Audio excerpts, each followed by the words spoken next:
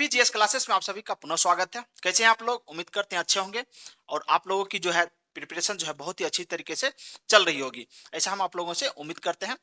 देखिए, हम लोग जो है बायोलॉजी पढ़ रहे थे और बायोलॉजी में 2 चैप्टर हम लोग जो है पूरी तरीके से पढ़ चुके हैं। एक है कोशिका का, दूसरा है उत्तक का। ये 2 जो चैप्टर है बहुत ही अच्छी तरीके से जो है आप लोगों को पढ़ाया गया है और ऐसा उम्मीद किया जाता है कि आप लोगों का जो है जितने भी डाउट होगा वो क्लियर हो चुका होगा पढ़ने के पश्चात। जो हम 2 चैप्टर की हम लोग जो है बहुत ही अच्छी तरीके से हम लोग जो है पढ़ने की प्रयास करिए हैं। अब जो है आप लोगों को क्या करना है, उन दोनों चैप्टर से आपको क्वेश्चन सॉल्व करना है। जो भी प्रीवियस एग्जाम में क्वेश्चन आया है उन दोनों चैप्टर से आप जो है उसको सॉल्व करिए। जो भी क्वेश्चन आपको डाउट होता है उस क्वेश्चन को जो है कमेंट बॉक्स में जाके उस क्वेश्चन के बारे में लिखिए, ताकि हमको समझ में आए कि क्या आपको डाउट रह गया है। और आगे जो भी वीडियो आएगा बायोलॉजी का उसमें हम उसको डिस्कशन कर दिया करेंगे ना। तो इतना हम हेल्प आप लोगों के लिए हम कर सकते हैं। और आज की क्लास जैसा कि आप जानते हैं कि बायोलॉजी एक चैप्टर खत्म हुआ, अब हम लोग फिजिक्स पढ़ने वाले हैं। क्यों? क्योंकि पहले ही आपको हम बता चुके हैं कि 2 चैप्टर जो है एक-एक करके चलेगा और दोनों अलग-अलग विषय की होगी। एक फिजिक्स की होगी, दूसरी बायोलॉजी की होगी। तो हम क्या करेंगे, पैरेलल रूप से जो है दोनों को हम लोग लेकर चलेंगे, ताकि साइंस जो है जल्दी से जल्दी जो है इसको खत्म किया जाए, ताकि आप लोगों को जो है आने वाली जो भी एग्जाम है उसमें फायदा मिल सके। तो आज जो हमारा जो टॉपिक है, या कह सकते हैं जो भी चैप्टर हम स्टार्ट करेंगे, न्यूटन के गति के नियम। ये चैप्टर है हमारा। क्योंकि फिजिक्स में भी हम लोग जो है बेसिक चीज हम लोग पढ़ चुके हैं, जैसे यूनिट डायमेंशन के बारे में, सदिश राशियां क्या होती है, अदिश राशियां क्या होती है। उसके बाद बहुत ही इंपॉर्टेंट चैप्टर हम लोग पढ़े हैं फिजिक्स में, जो गति के बारे में था, जिसमें हम लोग चाल, वेग, त्वरण, विस्थापन ना, इसकी हम लोग चर्चा की है। अगर वो वीडियो आप नहीं देखे हैं तो जाकर उसको देखिए, ताकि आपको गति से संबंधित जितना भी समस्याएं होती है उसको आप जो है निदान कर सकें। तो आज की क्लास हम लोग जो है न्यूटन के गति के नियम के बारे में पढ़ेंगे। जैसा कि आप जानते हैं, न्यूटन ने 3 गति का नियम दिया था और तीनों गति का नियम क्या होता है, बार बार ये एग्जाम में आपको देखने को मिलता है कि न्यूटन का गति के नियम से जो है क्या चीज निकल के सामने आता है, सेकेंड नियम से क्या आता है, थर्ड नियम से क्या आता है ना। तो इन सभी चीजों की हम लोग आज चर्चा करेंगे और आज की क्लास जो है बहुत ही बेहतरीन क्लास होने वाली है। और आपका जो भी डाउट पहले होता होगा न्यूटन के गति के नियम से, आज वो क्लियर होने वाला है। तो चलिए आज की हम लोग क्लास स्टार्ट करते हैं। तो देखिए, न्यूटन की गति के नियम से पढ़ने से पहले हम लोग जो है एक दो पॉइंट हम लोग को जानना पड़ेगा, जो इस नियम को जानने में हेल्प करेगा। ये नियम क्या है? तो इसको जानने से पहले हम लोग जो है पढ़ेंगे बल, यानी फोर्स। बल होता क्या है? जैसा कि अभी फिजिक्स में हम पहले चैप्टर हम जब पढ़े थे, तो उसमें हम लोग गति की चर्चा किए थे, लेकिन वहां पर बल की चर्चा नहीं किए थे। आप जब किसी वस्तु को फेंकते हैं या कोई गाड़ी चलता है, तो उसमें क्या होता है, कुछ बल कार्य करता है। जैसे हम किसी वस्तु को ऊपर की ओर हम फेंकते हैं मान लीजिए, तो क्या होता है, हम फोर्स लगाकर ही कुछ वस्तु को ऊपर की ओर फेंकते हैं ना। या किधर की ओर अगर आप कोई वस्तु को फेंकते हैं, जैसे आप लोग देखे होंगे क्रिकेटर जब गेंद को थ्रो करता है, फेंकता है, तो क्या करता है, हाथ से क्या करता है, वो थ्रो करने के लिए जो अपने हाथ से कुछ बल लगाता है ना। जब तक बल नहीं लगेगा कोई वस्तु जो है गति कर ही नहीं सकता है ना। तो इस चैप्टर को पढ़ने से पहले हम लोग जो है बल की परिभाषा पढ़ते हैं। और बल क्या करता है कि किसी वस्तु की गति में परिवर्तन करता है, या अवस्था में क्या करता है, परिवर्तन करता है। इसलिए हम लोग सबसे पहले क्या जानेंगे, तो बल की परिभाषा, आखिर बल होता क्या है ना। आप लोग हेडिंग दे दीजिए, बल। बल को हम लोग क्या कहते हैं, फोर्स। बल होता क्या है, बल के बारे में जानना बहुत ही जरूरी है। देखिए, बल होता क्या है, बल वह भौतिक कारक है। बल क्या है, बल वह भौतिक कारक है जिसके चलते किसी भी वस्तु के अवस्था में परिवर्तन होता है, या अवस्था में परिवर्तन करने की प्रयास किया जा सकता है, चेष्टा की जा सकती है ना। उसी को हम लोग क्या कहेंगे, बल कहेंगे। तो आप लोग परिभाषा नोट करिए, बहुत ही अच्छी तरीके से इसको नोट करिए आप लोग। बल, बल वह भौतिक कारक है, वह भौतिक कारक है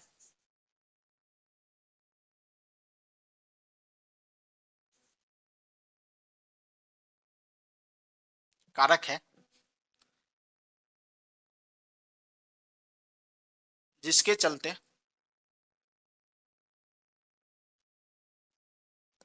किसी वस्तु के स्थिति,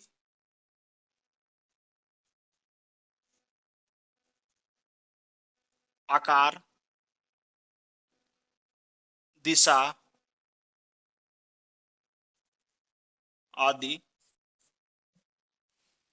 में परिवर्तन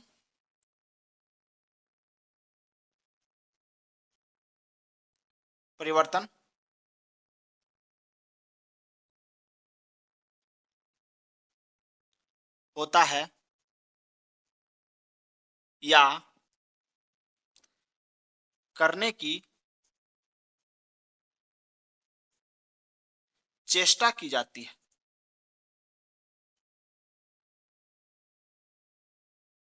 करने की चेष्टा, चेष्टा मतलब होता है प्रयास, चेष्टा या प्रयास की जाती है। देखिए थोड़ा सा आपको लग रहा होगा बल की परिभाषा जो है काफी लंबा चौड़ा आप लिखा दिए हैं। देखिए बल की परिभाषा बहुत ही आसान है और इसको जानना बहुत ही आसान तरीका से आपको हम बताएंगे और बहुत ही एकदम सिंपल है, कुछ है ही नहीं, बल की परिभाषा कुछ नहीं है। देखिए अब लिखा हुआ चीज को याद करना बहुत ही अपने आप में एक चैलेंज है। तो बल वह भौतिक कारक है जिसके चलते किसी वस्तु के आकार, स्थिति, दिशा में परिवर्तन किया जा सकता है या करने की चेष्टा की जा सकती है ना।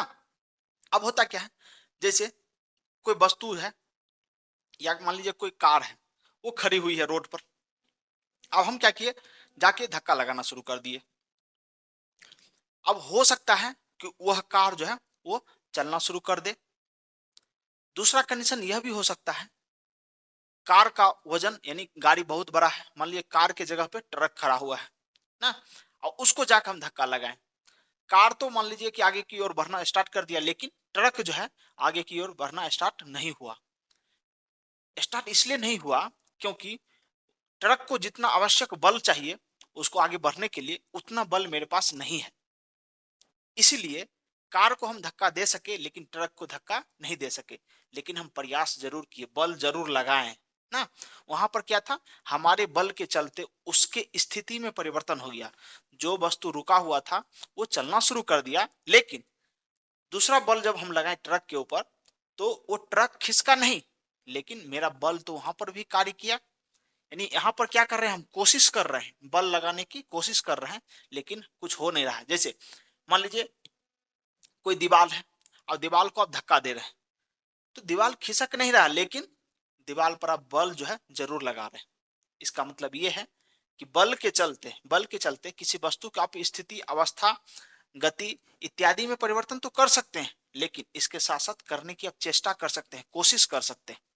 इसी भौतिक राशि को या इसी भौतिक कारक को क्या कहते हैं, बल कहते हैं। तो उम्मीद करते हैं बल आपको समझ में आ गया होगा ना।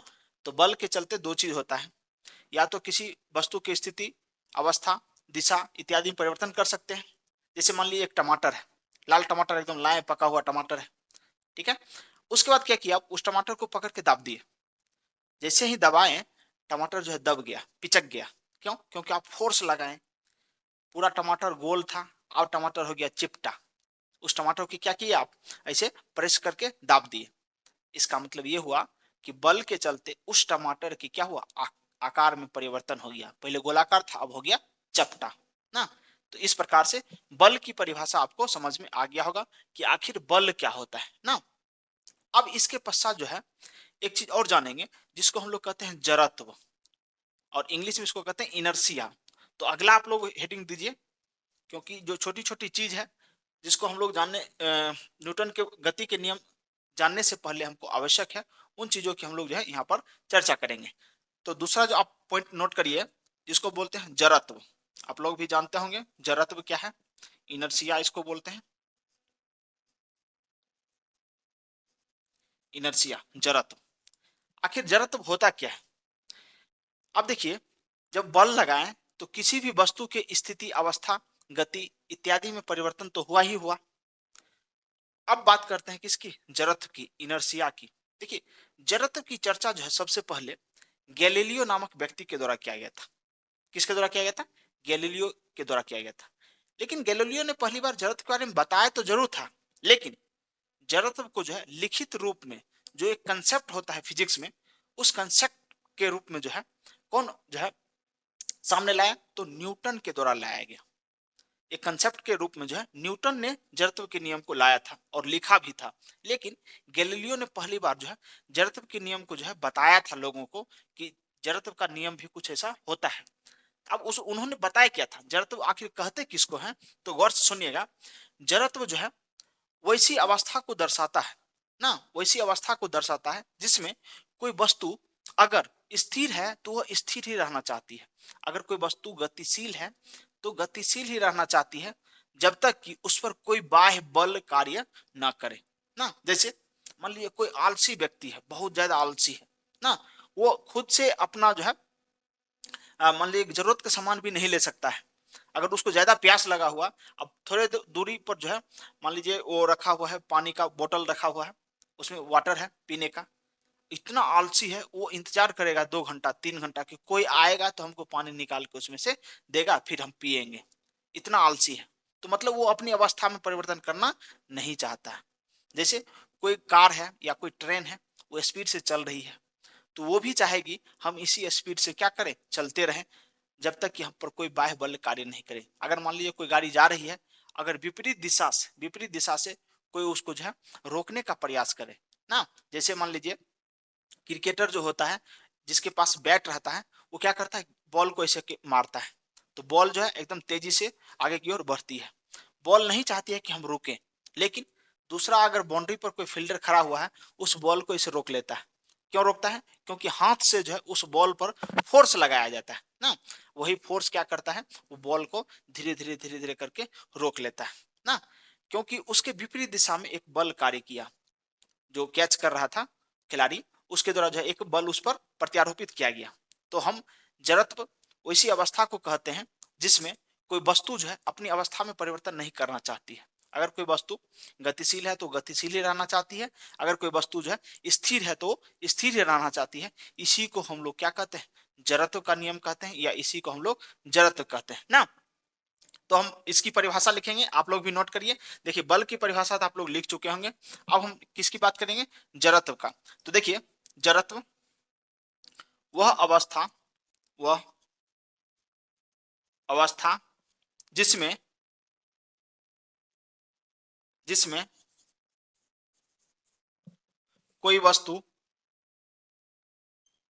कोई वस्तु अपनी स्थिति में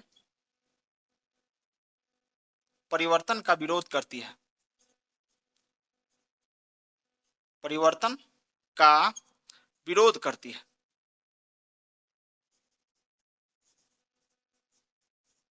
विरोध करती है, अर्थात अर्थात कोई वस्तु स्थिर है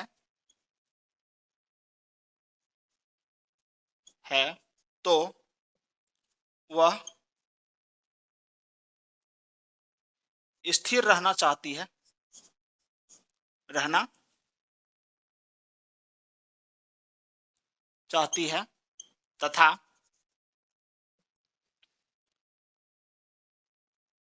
तथा कोई वस्तु गतिशील है,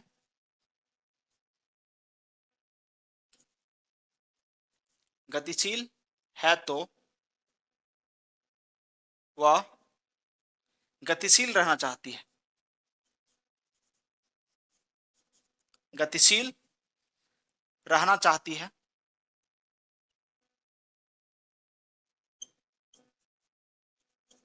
चाहती है, जब तक कि जब तक कि उस पर कोई कोई बाह्य बल कार्य न करे, कार्य न करे। बहुत ही अच्छी तरीके से जो है आपको जो है इसका परिभाषा लिखकर यहाँ पर बताया गया है, और आप लोग क्या करिए, इसको आराम से इसको नोट करिए, कोई धरफर कोई भी गड़बड़ करने की जरूरत नहीं है।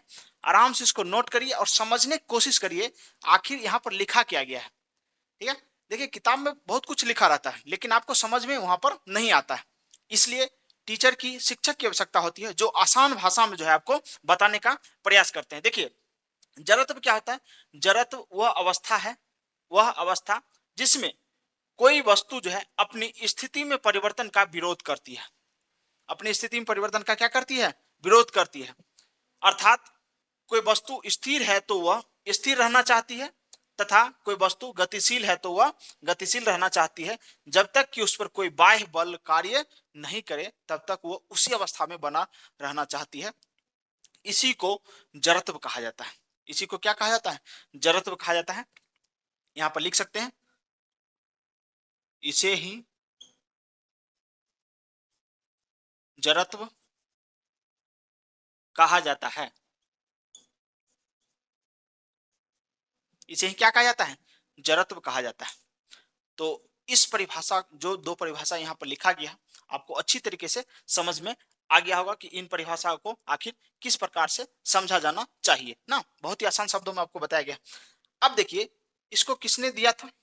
तो गैलीलियो ने। गैलीलियो।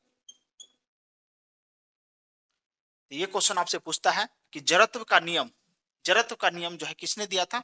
तो गैलीलियो के द्वारा दिया गया था जड़त्व का नियम।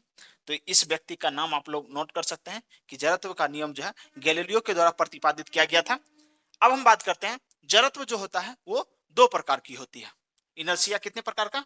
दो प्रकार का। एक होता है स्थिर जड़त्व, दूसरा होता है गतिज जड़त्व ना। अब स्थिर जड़त्व क्या होता है?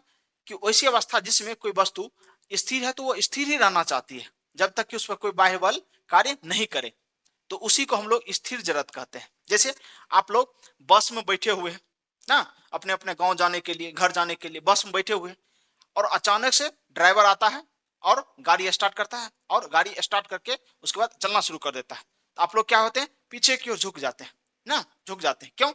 क्योंकि आपका पूरा शरीर जो था आराम से स्थिति जड़त्व में था, यानी अस्थिर था। अब क्या हुआ?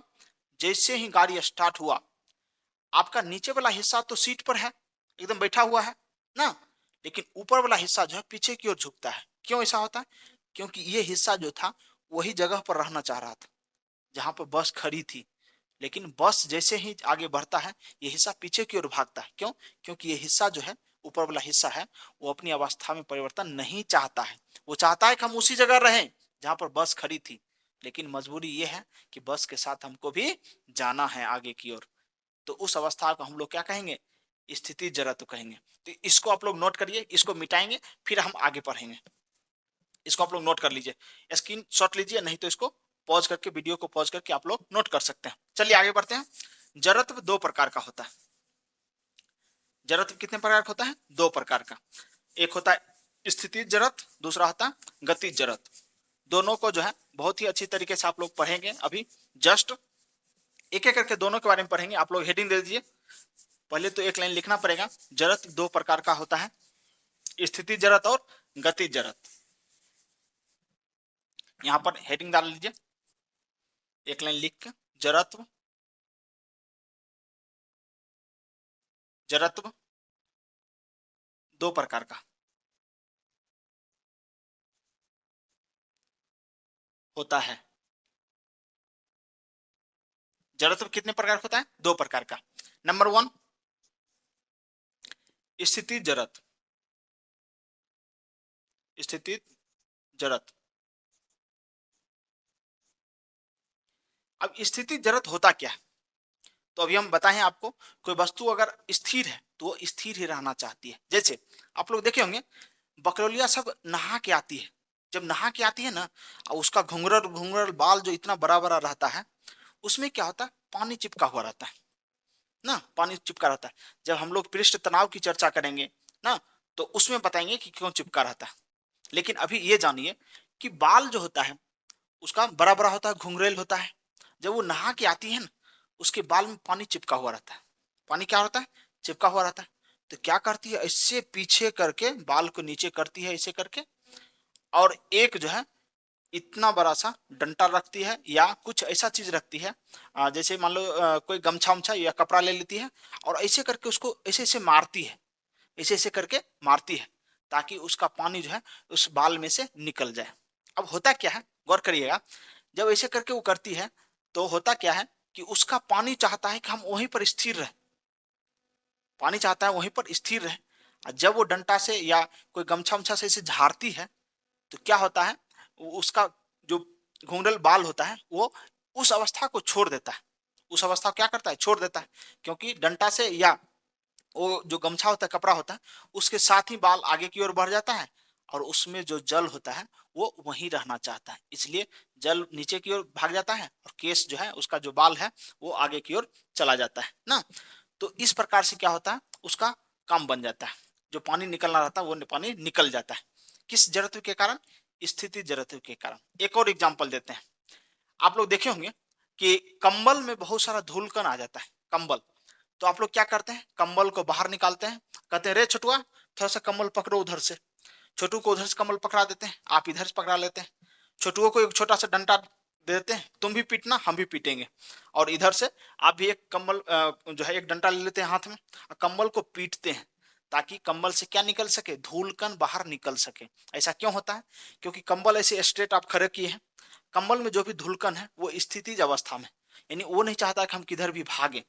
और जैसे ही कंबल को आप पीटते हैं तो ये डंडा के साथ साथ कंबल आगे की ओर भाग जाता है, और जो उसमें धुलकन रहता है वो वहीं पर रुक जाता है। क्यों, क्योंकि धुलकन नहीं चाहता हम बाहर की ओर भागे, क्योंकि धुलकन पर हम डायरेक्ट जो है कोई फोर्स नहीं लगा रहे हैं, फोर्स किस पर लगा रहे हैं, तो उस कंबल पर लगा रहे हैं, कंबल आगे की ओर भाग जाता है और धुलकन वहीं पर छूट जाता है। तो ये दो एग्जाम्पल्स आपको समझ में आ गया होगा कि स्थिति जड़त्व किसको कहते हैं ना। तो ये कुछ नहीं है, स्थिति जड़त्व क्या है, कोई वस्तु,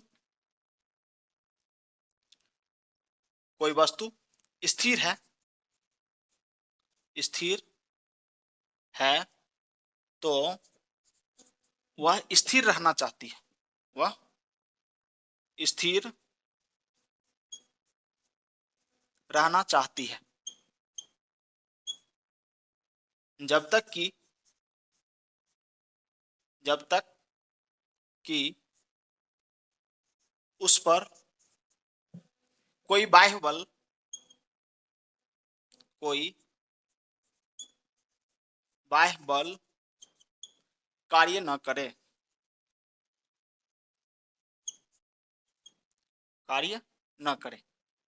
तो ये हो गया आपका डेफिनेशन हो गया स्थिति जड़त्व की। तो स्थिति जड़त्व में आप लोग देख लिए कि अगर कोई वस्तु स्थिर है तो वह स्थिर ही रहना चाहती है ना, जब तक कि उस पर कोई बाह्य बल कार्य नहीं करे।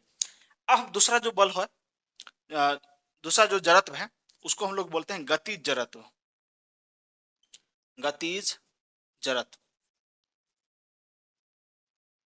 अब ये गतिज जड़त्व होता क्या है, गतिज जड़त्व के बारे में देखिए।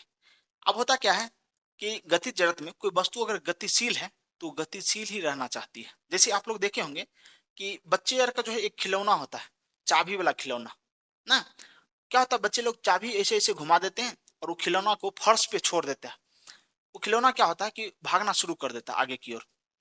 जब तक उसमें एनर्जी है तब तक वो नहीं चाहेगा कि हम रुके, एकदम चलते रहे चलते रहे चलते रहे, अपनी स्थिति में परिवर्तन नहीं करना चाहती है वो। लेकिन क्या होता है कि आप क्या करते हैं, अगर मान लीजिए वो खिलौना जो है बहुत दूर तक जा रहा है, तो अगर आप आगे बैठे हैं तो खिलौना को बीच में ही रोक देते हैं, वो खिलौना नहीं चाहता है वहां पर रुके, लेकिन आप हाथ लगाकर जो है उस खिलौना को रोक देते हैं। तो इसको हम लोग कहते हैं कि गतिज जड़त्व। क्यों, क्योंकि वो वस्तु गति में रहना चाह रहा था, अब उसको आप रोक दिए ना। तो इस प्रकार से हम लोग देखें कि गति जड़त्व और स्थिति जड़त्व को हम लोग समझ पाए और पढ़ पाए कि गति जड़त्व क्या होता है और स्थिति जड़त्व क्या होगा। कि उम्मीद करते हैं ये दोनों चीज आपको समझ में आया होगा। इससे पहले जो परिभाषा लिखाए थे जड़त्व का, उसी में इन दोनों का परिभाषा छिपा हुआ था। अब यहाँ क्या कर रहे हैं हम लोग, अलग अलग करके लिख रहे हैं, तो टाइम वेस्ट हो जाएगा, इसको भी फिर हम 3 लाइन लिखें, इसलिए यहाँ पर लिखिए गति का, गति का विरोध करना, विरोध गति में परिवर्तन का, गति में, गति में परिवर्तन का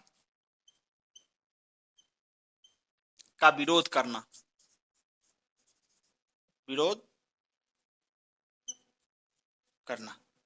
समझ गए आप लोग कि गति में परिवर्तन, जब गति में परिवर्तन का विरोध जब होता है उसी को हम लोग गति जड़त्व कहते हैं ना। तो ये 2 पॉइंट आपको समझ में आ गया है। अब आगे हम लोग क्या पढ़ेंगे, तो हम लोग आगे पढ़ने वाले हैं न्यूटन के गति के नियम। अब जो चीज हम अभी पढ़े बल और जड़त्व, ये दोनों चीज जो है आपको हेल्प करेगा न्यूटन के गति के नियम को समझने में। अब आते हैं हम अपना चैप्टर पे, जो हमारा चैप्टर है आज का न्यूटन के गति के नियम। अब उस गति के नियम का हम लोग पढ़ेंगे। तो क्या करिए आप लोग, इसको स्क्रीनशॉट लीजिए, नहीं तो इसको नोट करिए। और आप क्या पढ़ने वाले हैं, तो न्यूटन के गति के नियम। इसको अगर इंग्लिश में नोट करना चाहते हैं तो Newton's law of motion, Newton's law of motion इसको कहते हैं, न्यूटन के गति के नियम। न्यूटन ने जो है गति से संबंधित 3 नियम दिए थे। 3 नियम जो है न्यूटन के द्वारा दिया गया था गति से संबंधित। और तीनों नियम में जो है अलग अलग चीज जो है बताया गया था न्यूटन के बारे में। और डायरेक्ट यहाँ से क्वेश्चन जो है एग्जाम में देखने को मिलता है। आपसे क्वेश्चन कहेगा कि अगर एक चाट जो है आप अपनी गर्लफ्रेंड को मारे, वो भी गुस्सा में जो है आपको भी एक चाट घुमा कर दे दी, तो न्यूटन का कौन सा नियम यहाँ पर कार्य किया। देखिए बहुत जीवन में जो है न्यूटन की गति का नियम जो है जीवन बहुत आपको देखने को मिलेगा ऐसा एग्जाम्पल। अभी हम देखें एक एक करके एग्जाम्पल देकर आपको बताते हैं। तो न्यूटन जो है एक किताब लिखा था जिसका नाम था प्रिंसिपिया। प्रिंसिपिया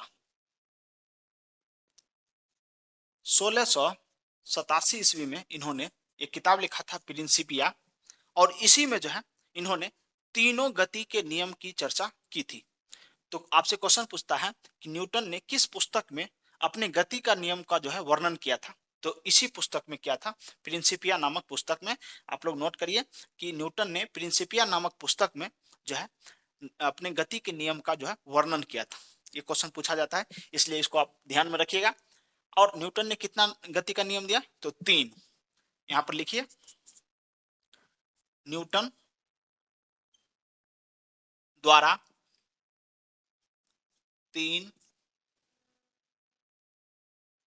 गति का नियम, गति का नियम दिया गया,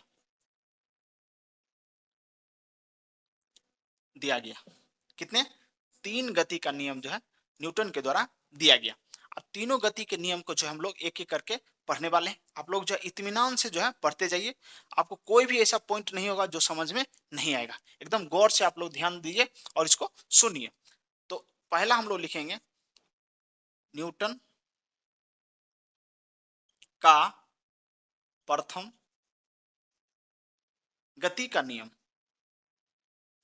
गति का नियम। अगर इसको इंग्लिश में लिखना चाहते हैं तो Newton's first law of motion, Newton's first law of motion, Newton का प्रथम गति का नियम या न्यूटन के प्रथम गति का नियम। तो न्यूटन का प्रथम गति का नियम कुछ नहीं है, जो अभी जड़त्व आप लोग पढ़े, जड़त्व का नियम, वही जो है उठाकर यहाँ पर रख दीजिए। इसी को न्यूटन का प्रथम गति का नियम कहते हैं। अब हुआ क्या था कि गैलीलियो ने बताया था जड़त्व के बारे में, लेकिन किताबों में लिखने का काम जो है न्यूटन के द्वारा किया गया था। और इसी को जो है न्यूटन का प्रथम नियम कहते हैं, या इसी को जो है जड़त्व का नियम भी कहते हैं। तो आपसे क्वेश्चन पूछा जाता है कि न्यूटन के किस नियम को जड़त्व का नियम कहा जाता है, तो आप लोग याद करिएगा न्यूटन के प्रथम नियम को, जो फर्स्ट लॉ ऑफ मोशन है, जो न्यूटन का प्रथम जो गति का नियम है, उसी गति के नियम को जो हम लोग क्या कहते हैं, जड़त्व का नियम भी कहते हैं। तो न्यूटन का प्रथम गति का नियम कहता क्या है, कहता यही है जो जड़त्व का परिभाषा है, जब जब कोई वस्तु स्थिर है, स्थिर है तो वह स्थिर रहना चाहती है, रहना चाहती है, तथा जब कोई वस्तु गतिशील है, गतिशील है, तब वह गतिशील ही रहना चाहती है। गतिशील ही रहना चाहती है।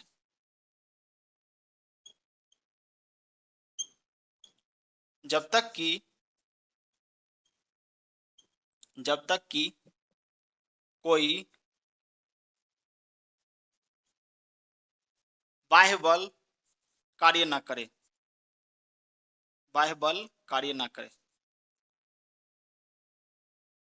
कार्य न करे।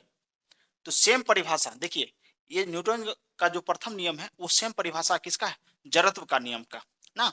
तो जैसा हम परिभाषा वहां पर लिखे थे जड़त्व का नियम, एकदम सेम परिभाषा उठाकर हम यहाँ पर लिख दिए न्यूटन का प्रथम नियम में। इसमें जो चीज कहा गया है उसी में जो है सेम कहा गया। जो जड़त्व का नियम था वो न्यूटन का प्रथम नियम है। तो इसमें कोई वस्तु अगर स्थिर है तो स्थिर रहना चाहेगी, अगर कोई वस्तु गतिशील है तो गतिशील ही रहना चाहेगी।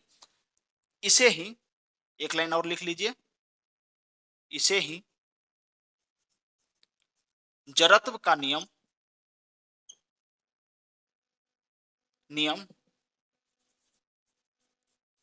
कहा जाता है। इसे ही क्या कहा जाता है? जड़त्व का नियम कहा जाता है। तो ये दो पॉइंट आप नोट करिएगा। पहला पॉइंट हो गया इसका परिभाषा, दूसरा बहुत ही इंपॉर्टेंट, इसे जड़त्व का नियम कहा जाता है। और मोस्ट इंपॉर्टेंट चीज आपसे क्वेश्चन पूछा जाता है, बल की परिभाषा। जो बल की परिभाषा आप शुरू में लिखे थे वही बल की परिभाषा न्यूटन के किस नियम से प्राप्त होता है? तो गौर करिएगा, न्यूटन का जो प्रथम नियम है इसी नियम से क्या मिलता है? बल की परिभाषा मिलता है। तो यहां पर नोट कर लीजिएगा, बल की परिभाषा, बल की परिभाषा प्रथम नियम से, प्रथम नियम से प्राप्त होता है, प्राप्त होता है। तो प्रथम नियम से आप लोग जो है इसका परिभाषा देख लिए, प्रथम नियम आखिर होता क्या है। और प्रथम नियम को ही क्या कहते हैं? जड़त्व का नियम कहते हैं। और प्रथम नियम से क्या मिलती है? बल की परिभाषा मिलती है। मोस्ट इंपॉर्टेंट चीज आपसे क्वेश्चन पूछा जाता है कि न्यूटन के किस नियम से बल की परिभाषा मिलती है? तो याद रखिएगा, न्यूटन के प्रथम नियम से जो है बल की परिभाषा हम लोगों को देखने को मिलती है ना। तो इतना चीज जो अभी लिखा गया है आपको समझ में आया कि नहीं? ऐसा हम उम्मीद करते हैं आपको एकदम क्रिस्टल क्लियर हो गया होगा, बहुत ही अच्छी तरीके से जो आपको समझ में आया होगा। क्योंकि इतना बेहतरीन तरीके से आपको बताया जाता है कि एक चीज भी यहाँ पर डाउट रहने की संभावना बहुत ही कम है, नहीं के बराबर है। क्योंकि इतना बेहतरीन तरीके से एक छोटी छोटी बातों पर जो है आपको जो है गौर करके बताया जाता है, एक से एक एग्जाम्पल देकर बताया जाता है। आपको कोई भी डाउट रहने की संभावना है ही नहीं इसमें। चलिए इसको आप नोट करिए, फिर हम आगे बढ़ेंगे। इसको आप लोग स्क्रीन शॉट लीजिए, नहीं तो वीडियो को पॉज करके इसको नोट कर लीजिए। आगे हम लोग बढ़ेंगे। न्यूटन की गति का दूसरा नियम, और मोस्ट इंपॉर्टेंट है न्यूटन की गति का सेकेंड लॉ। तो आप लोग हेडिंग डाल दीजिए, न्यूटन के गति का दूसरा नियम, second law. Newton's second laws of motion, या कह सकते हैं Newton's second law of motion. Newton के गति का दूसरा नियम जो है बहुत ही इंपॉर्टेंट है। तीनों ऐसे नियम जो है बहुत ही अच्छा है, बहुत ही इंपॉर्टेंट है एग्जाम के पॉइंट ऑफ व्यू से। क्योंकि एग्जाम यहां से डायरेक्ट क्वेश्चन पूछ दिया जाता है कि किस नियम से जो है बल की परिभाषा मिलती है, किस नियम से बल का फॉर्मूला प्राप्त होता है, और किस नियम से जो है आपको जो है रैखिक गति के बारे में पता चलता है, या कह सकते हैं रॉकेट की गति का पता चलता है। ये सब जो है क्वेश्चन आपको घुमाकर एग्जाम में पूछा जाता है। तो आप लोग अच्छी तरीके से इसको ध्यान से पढ़िएगा। चलिए दूसरा नियम हम लोग पढ़ते हैं, न्यूटन सेकेंड। देखिए इतना बड़ा जो है इसको लिखने की जरूरत नहीं है, हम सिर्फ लिखते हैं द्वितीय नियम। द्वितीय नियम किसका? तो न्यूटन का।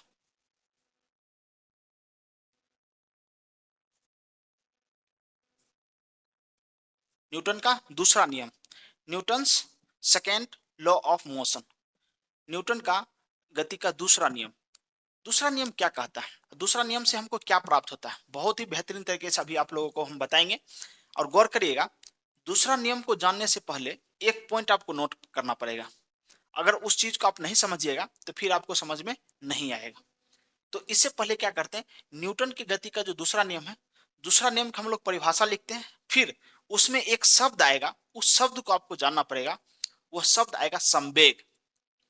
जैसे जैसे आप लोग फिजिक्स में आगे बढ़ते जाएंगे आपको पूरी तरीके से क्लियरिटी होती जाएगी आखिर क्या होता है संवेग और क्या होता है बल। अभी हम बल के बारे में चर्चा किए, आपको बल समझ में आ गया होगा।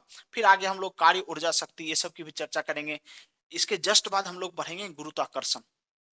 गुरुत्वाकर्षण जो है इस चैप्टर से रिलेटेड है, तो उसको हम लोग जो है एकदम जस्ट जो है इसके बाद हम लोग पढ़ने वाले हैं। चलिए देखिए, न्यूटन गति का दूसरा नियम क्या कहता है?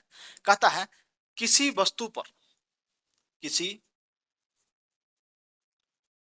पर आरोपित बल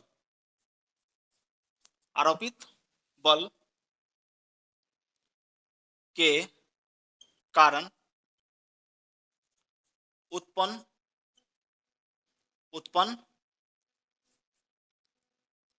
संवेग संवेग उस बल के संवेग में परिवर्तन की दर, यहां पर थोड़ा सा करेक्शन करते हैं, उत्पन्न संवेग में परिवर्तन की दर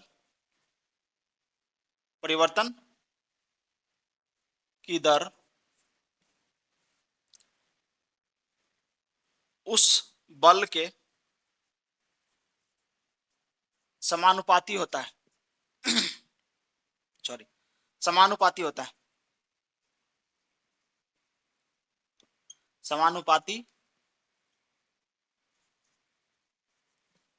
है।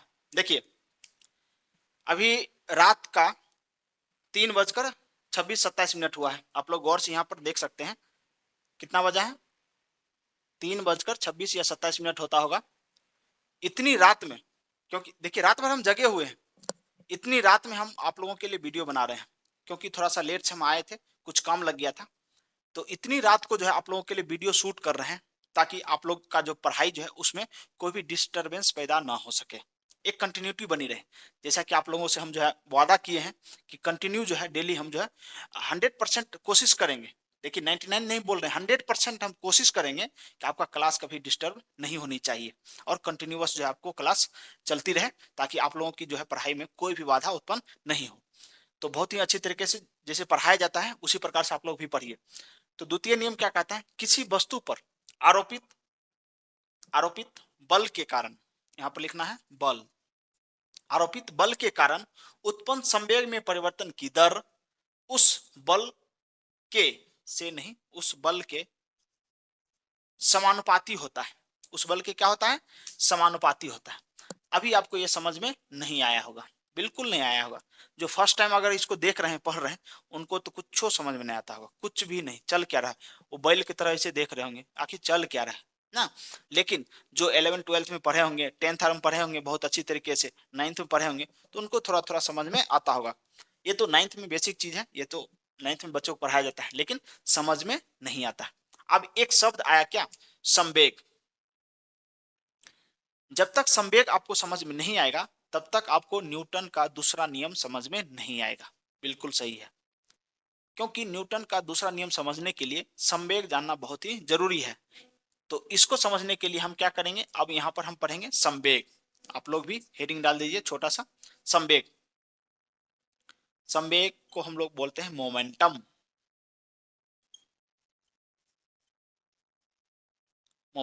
संवेग, संवेग होता क्या है?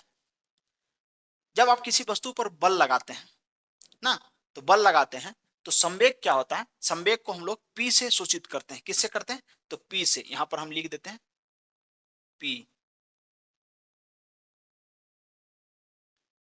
संवेग को पी से सूचित किया जाता है। तो पी बराबर क्या होता है? एम भी। पी बराबर होता है क्या? तो एम भी होता है।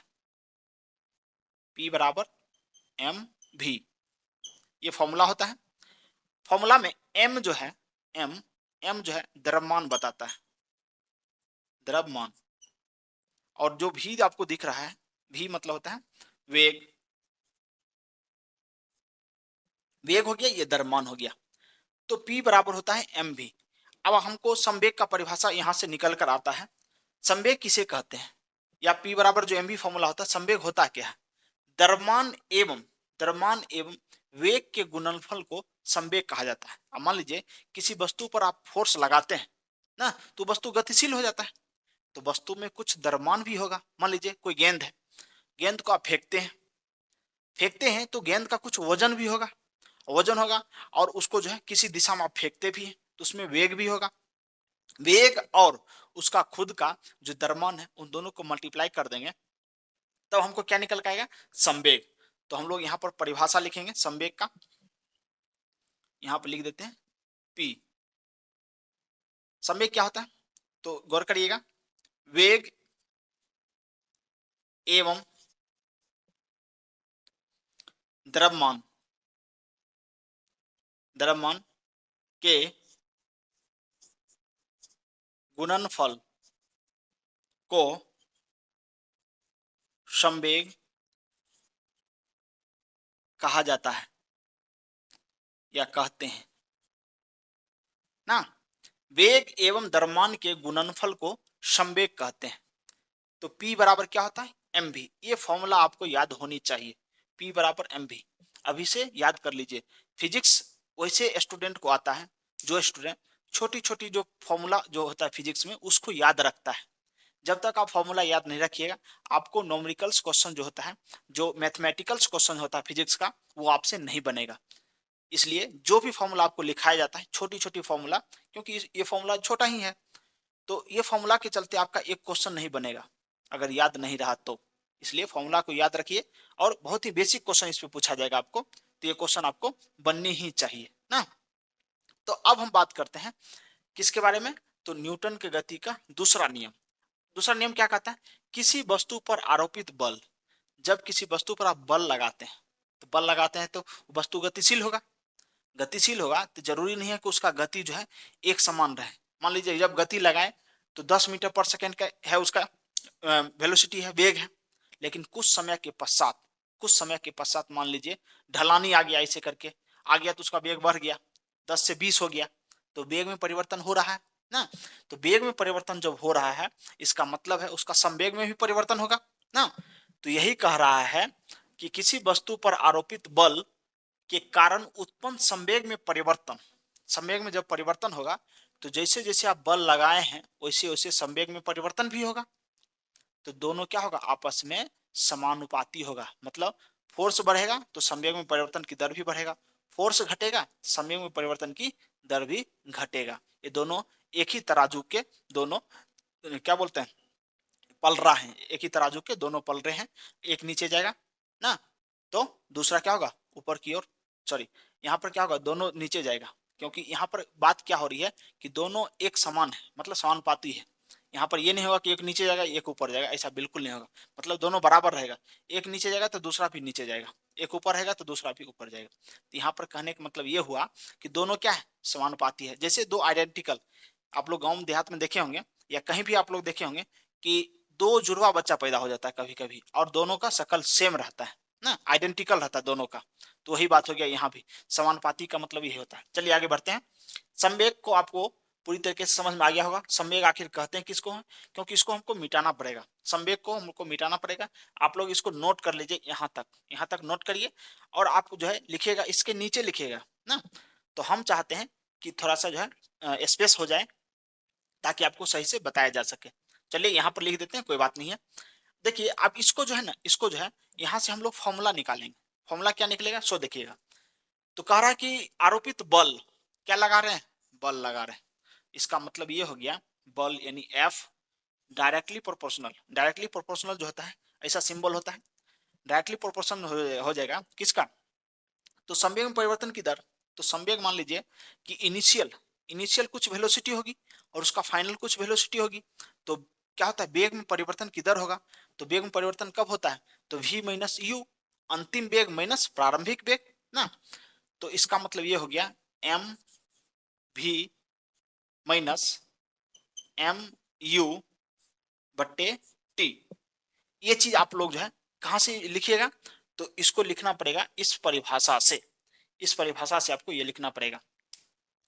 अब हम क्या करते हैं, इसको थोड़ा सा मिटाते हैं ताकि हमको थोड़ा सा स्पेस बचे, और इसको ड्राइव करना पड़ेगा, यहाँ से फॉर्मूला निकल के आपको सामने आएगा। तो इसको हम यहीं पर रहने देते हैं, संवेग को मिटा देते हैं, संवेग को मिटाते हैं उसके बाद आपको सही तरीके से जो है इसको बताया जाएगा ताकि आपको समझ में आ सके। अब देखिए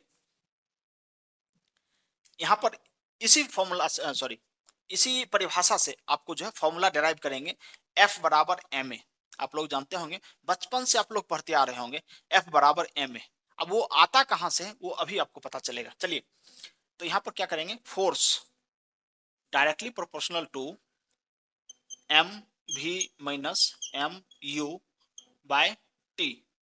अब ये चीज जो है ये कहां से आया, यही आया कहां से, न्यूटन के गति के दूसरा नियम से। क्योंकि न्यूटन गति के दूसरा नियम कहता है जब किसी वस्तु पर आप बल लगाइएगा तो उसके वेग में परिवर्तन होगा, वेग में परिवर्तन होगा तो संवेग में भी परिवर्तन होगा।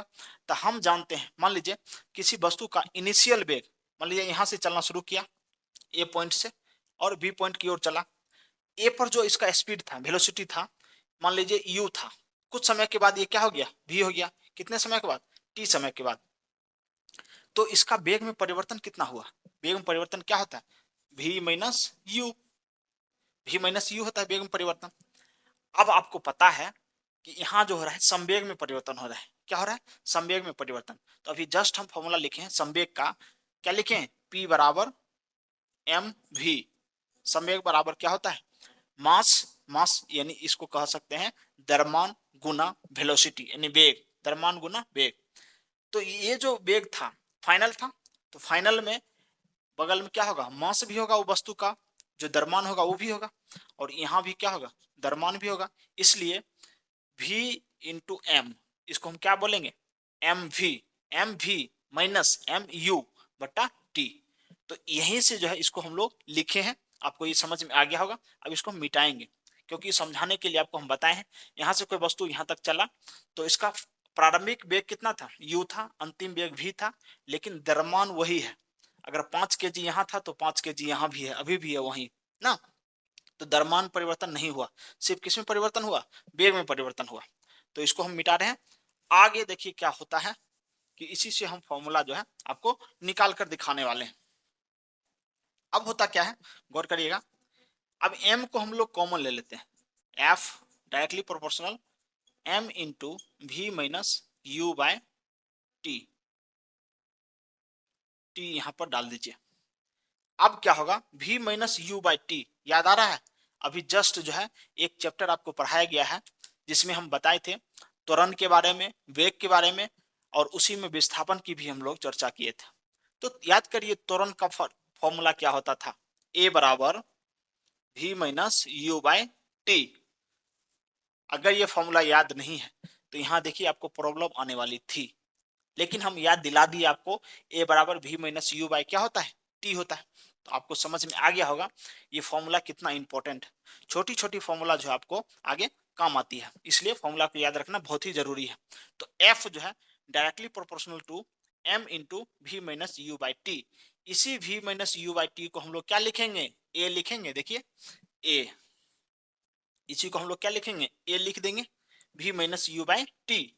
तो यहाँ पर अगर हम लिखना चाहते हैं तो f directly proportional to m a, ये चीज आपको समझ में आया, f directly proportional to m a ना।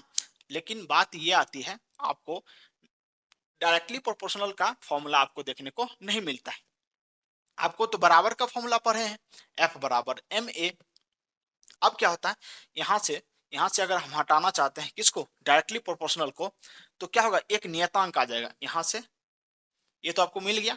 अब क्या करेंगे, f को अगर हटाएंगे यानी डायरेक्टली प्रोपोर्शनल को हटाएंगे, तब हम जो है कोई नियतांक दे देते हैं, कोई कांस्टेंट दे देते हैं जिसका कुछ वैल्यू होगा ना। तो मान लेते हैं के एम ए, के एम ए। तो ये आपको निकल के आया। अब देखिए हम लोग जो डायरेक्टली प्रोपोर्शनल था जिसको हम लोग समानुपाती कहते हैं, समानुपाती को हटाए तो यहाँ पर एक नियतांक दे दिए। तो के यहाँ पर क्या है, नियतांक, लिख लीजिएगा नियतांक, नियतांक, नियतांक क्या होता है, जिसको हम लोग कांस्टेंट कहते हैं, कांस्टेंट। कांस्टेंट क्या होता है, कांस्टेंट होता है नियत वैल्यू, जैसे 1 2 3 4 5 ये सब क्या है, नियतांक है, यानी निश्चित वैल्यू है, इसका कुछ वैल्यू जो है निश्चित है, फिक्स है। एक का मान एक है, वो कभी भी बदल नहीं सकता है, हमेशा एक ही रहेगा ना। तो के यहाँ पर क्या है, नियतांक है। जब के का मान हम लोग एक रख देंगे, क्या रख देंगे, एक, तो के का मान यहाँ पर लिखिए के बराबर 1, के बराबर अगर हम 1 रख देते हैं तो हमको क्या मिल जाएगा, एफ बराबर एम ए। तो यहाँ पर निकल के आ जाएगा आपको एफ बराबर एम ए। ये फॉर्मूला आपको याद रखनी है, एफ बराबर एम ए। जब तक आप जिंदा हैं तब तक आपके शरीर में एफ बराबर एम ए दौड़ना चाहिए ना। अगर आपको फिजिक्स पढ़नी है, फिजिक्स जाननी है, क्योंकि बचपन में जो है पढ़ाया जाता है एफ बराबर एम ए, तो आपको भी ये समझ में आ गया होगा एफ बराबर एम ए फॉर्मूला को किस प्रकार से डिराइव किया जाता है, किस प्रकार से निकाला जाता है ना। तो न्यूटन के गति के तीनों नियम में बहुत ही इंपॉर्टेंट नियम है कौन, ये दूसरा नियम। दूसरा नियम से क्या मिला, बल का जो है आपको फॉर्मूला प्राप्त हुआ। पहला नियम से क्या मिला था, बल की परिभाषा, और दूसरा नियम से जो है आपको बल का फॉर्मूला प्राप्त हुआ। तो यहां पर हम लिखते हैं इंपॉर्टेंट पॉइंट, इस नियम से, किस नियम से, दूसरा नियम से, इस नियम से बल का व्यंजक बोलिए या फॉर्मूला बोलिए, बल का व्यंजक प्राप्त होता है, बल का व्यंजक, बल का व्यंजक, या इसी को इंग्लिश में लिख लेते हैं फॉर्मूला, फॉर्मूला प्राप्त होता है। आपसे क्वेश्चन पूछता है बल के, न्यूटन के बल के, या कह सकते हैं न्यूटन की गति के किस नियम से बल की परिभाषा मिलती है और किस नियम से बल का जो है व्यंजक प्राप्त होता है, यानी बल का फॉर्मूला प्राप्त होता है। तो बल का फॉर्मूला कौन हो गया, एफ बराबर एम ए।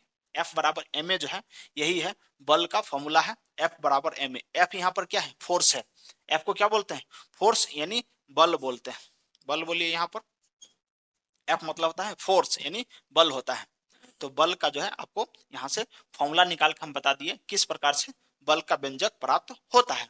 तो अब हम जो है ऐसा उम्मीद करते हैं आप लोगों से कि पहला नियम और दूसरा नियम आपको समझ में आ गया होगा। अब हम चलेंगे न्यूटन की गति का तीसरा नियम ना। अब क्या होता है कि न्यूटन की गति का तीसरा नियम पढ़ने के लिए बहुत ही आसान है, बहुत ही आसान है। अब इसको नोट करिए पहले, फिर हम आगे बढ़ते हैं। इसको हमको इरेज करना पड़ेगा, आप लोग इसको नोट कर लीजिए। अब हम पढ़ेंगे न्यूटन की गति का तीसरा नियम। तीसरा नियम क्या कहता है, बहुत ही आसान तरीके से आपको बताया जाएगा, आपको याद करने की जरूरत ही नहीं पड़ेगी। एक बार आप समझ लिए तो बस न्यूटन की गति का तीनों नियम जो है आपको, आंख बंद करिएगा और एक बार में तीनों नियम आपको पता चल जाएगा। सुना दीजिएगा किसी को भी, अगर कोई पूछे कि बताओ न्यूटन का तीनों नियम क्या क्या है, तो इतना प्रैक्टिस करिए कि आप जो एक सांस में, एक बार में बोलना शुरू करिए और तीनों नियम जो है खत्म करके फिर रुकिए। इतना प्रैक्टिस करिए अपने आप को। अब हम लोग पढ़ेंगे न्यूटन के गति का तीसरा नियम। तो आप लोग हेडिंग डाल दीजिए, थर्ड लॉ ऑफ न्यूटन्स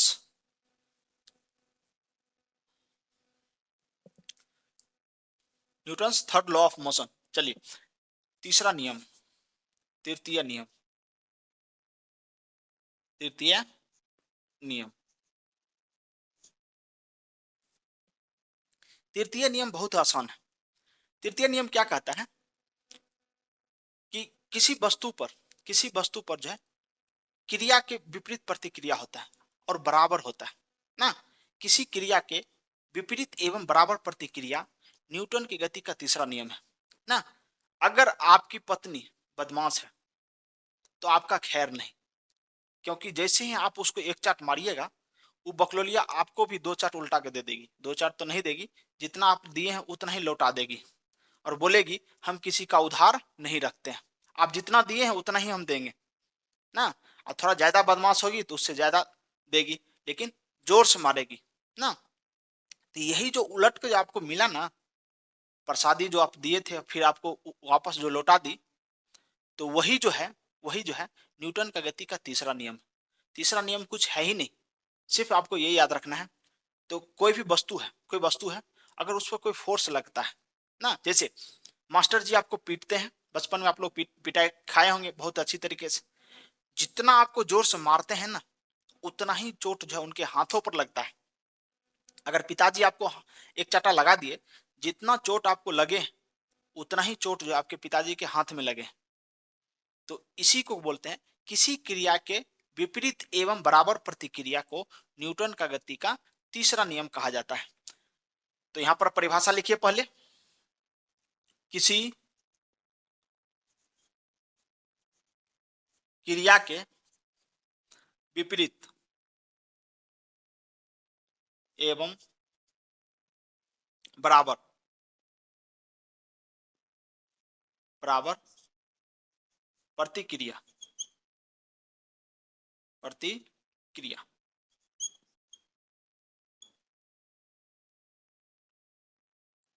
किसी क्रिया के विपरीत एवं बराबर प्रतिक्रिया क्या कहलाता है? न्यूटन के गति का तीसरा नियम कहलाता है। जैसे आप लोग देखे होंगे, रॉकेट रॉकेट जो चलती है वो न्यूटन की गति के थर्ड लॉ पर काम करती है, और जैसे ही वो आगे की ओर भागती है, पीछे की ओर एक फोर्स लगता है ना, तो क्या होता है, न्यूटन की गति का तीसरा नियम भी उसमें अप्लाई होता है। लेकिन होता क्या है कि वो न्यूटन का गति का सेकेंड लॉ का भी प्रयोग उसमें होता है, क्योंकि संवेग में परिवर्तन किधर होता है, और वहां पर संवेग जो है उसका क्या रहता है, संरक्षित रहता है। जैसे कि आप लोग देखे होंगे कि आप लोग दौड़ते हैं तो क्या होता है कि आपका जो पैर है वो पृथ्वी पर जो है फोर्स लगाती है, और पृथ्वी भी आपके पैर पर फोर्स लगाती है। तो आपसे क्वेश्चन पूछा जाता है कि जो घोड़ा होता है ना, घोड़ा घोड़ा चलता है, रोड पर दौड़ता है, तो घोड़ा किस बल के कारण जो है आगे की ओर बढ़ता है, या घोड़ा जो है आगे की ओर बढ़ता है, चलता है, वो न्यूटन के किस गति के कारण जो है आगे की ओर बढ़ पाता है। या आप लोग जो है चलते हैं तो न्यूटन के किस बल के कारण या किस गति के नियम के कारण जो आगे की ओर चल पाते हैं। तो न्यूटन की गति का तीसरा नियम, जो पृथ्वी है, पृथ्वी आपके पैर पर फोर्स लगाती है। जितना फोर्स आप पृथ्वी पर लगाते हैं, उतना ही फोर्स जो है पृथ्वी आपके पैर पर लगाती है, जिसके चलते आप चल पाते हैं ना। तो ये हो गया न्यूटन के गति का तीसरा नियम। इसमें क्या होता है, बराबर एवं विपरीत प्रतिक्रिया होती है। तो इस प्रकार से आप जो है हम लोग क्या पढ़े, न्यूटन के गति का तीसरा नियम पढ़ लिए। वीडियो थोड़ा सा लंबा ना हो जाए, इसका भी हम लोग ख्याल रखते हैं। अगले क्लास में हम लोग पढ़ेंगे कि बल का प्रकार देख लेंगे ना, संतुलित बल क्या होता है, असंतुलित बल क्या होता है। चाहेंगे तो अभी भी हम लोग पढ़ सकते हैं, ज्यादा 5 मिनट के काम है, कोई ज्यादा है नहीं। देखिए, इसके पश्चात जो हम लोग जो है घर्षण को भी इसी में पढ़ लेंगे ना। घर्षण जो होता है, तो घर्षण भी एक प्रकार का बल ही है ना। तो उसको भी अगर हम यहाँ पर चर्चा कर लेंगे तो डायरेक्ट हम सीधे हम कहाँ पहुंच सकते हैं, तो जो न्यूटन का जो एक तरह से कह सकते हैं कि बल, गुरुत्वाकर्षण बल की जो परिभाषा है, और गुरुत्वाकर्षण बल के बारे में जो हम लोग पढ़ते हैं, जहां से जनरल कमीशन में क्वेश्चन पूछी जाती है, तो डायरेक्ट हम कहाँ पहुंच सकते हैं, गुरुत्वाकर्षण चैप्टर पर पहुंच सकते हैं। कब पहुंचेंगे, जब हम लोग घर्षण को जो है पूरी तरीके से कंप्लीट कर लेंगे तब। तो क्या करते हैं, वो दोनों पॉइंट को अभी रहने देते हैं, संतुलित बल और असंतुलित बल को, क्योंकि अगले क्लास में जब हम लोग संतुलित और असंतुलित पढ़ेंगे, उसके साथ साथ घर्षण भी पढ़ लेंगे, और इस चैप्टर से जो भी इंपॉर्टेंट क्वेश्चन बनता है उस क्वेश्चन का हम लोग डिस्कशन कर देंगे, ताकि आपको जो ये चैप्टर पूरी तरीके से समझ में आ जाए ना। तो अपने आसपास के लोगों को जो है अच्छे तरीके से व्यवहार करिए, और उनसे मिलजुल कर रहिए, ताकि क्या होता है कि अपने लाइफ में जो है आसपास के लोग जो है आपको समय पर काम आते हैं, और उनसे आप मिलजुल कर नहीं रहिएगा, लड़ झगड़ कर रहिएगा, तो आपको आगे बढ़ने में बहुत बड़ी समस्या उत्पन्न होगी। और अपने आप को एक ऐसा बेहतर इंसान बनाइए, ताकि महिलाएं आपके साथ सजग, सुरक्षित और सम्मानित महसूस कर सकें। मिलते हैं नेक्स्ट क्लास में। जय हिंद।